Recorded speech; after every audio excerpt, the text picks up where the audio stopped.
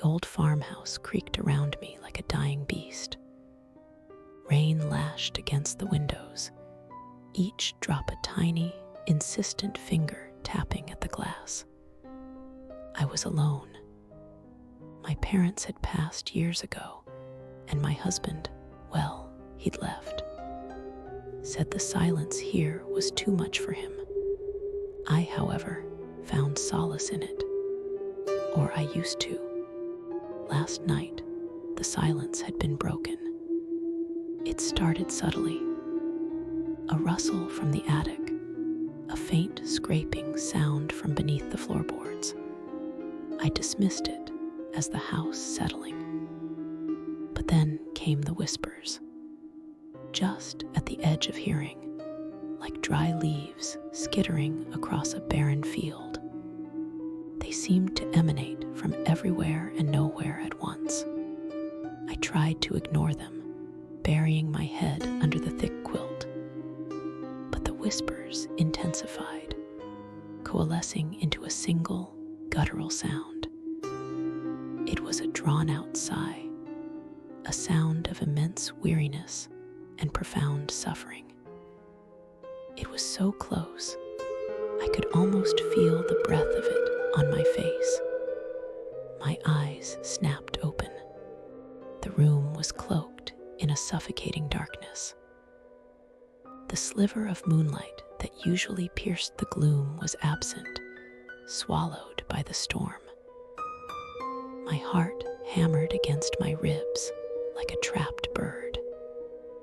Then I saw it. At the foot of my bed, where my worn slippers usually rested, was a shape.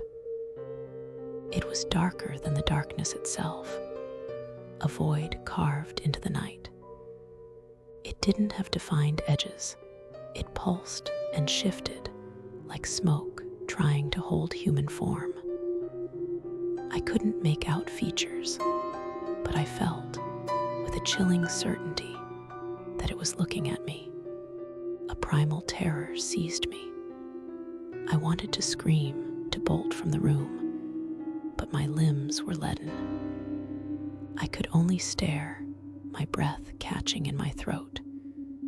The air grew heavy, thick with an ancient, suffocating despair.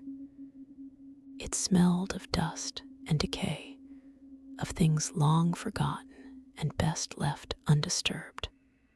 The shape began to stretch, elongating like a shadow reaching for prey.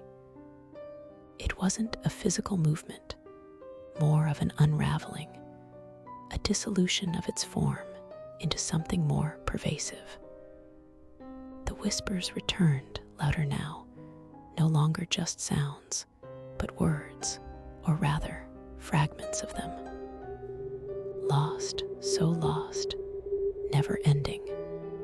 I squeezed my eyes shut, praying for it to be a nightmare, a trick of the storm and my own overactive imagination. I recited every prayer I knew, my voice a reedy tremor in the oppressive silence. When I finally dared to open my eyes again, the shape was gone. The room was still dark, but the suffocating presence had receded. The storm had passed, leaving behind a fragile dawn. But the feeling of dread lingered, a cold, clammy hand on my soul.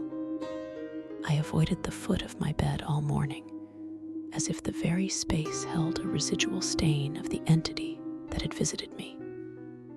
The whispers, though silent now, echoed in the hollows of my mind. I knew, with a certainty that chilled me to the bone, that it wasn't a dream. And I feared, more than anything, that it would return. And you? Do you truly believe you're alone in the dark? Or are you just waiting for the whispers to begin?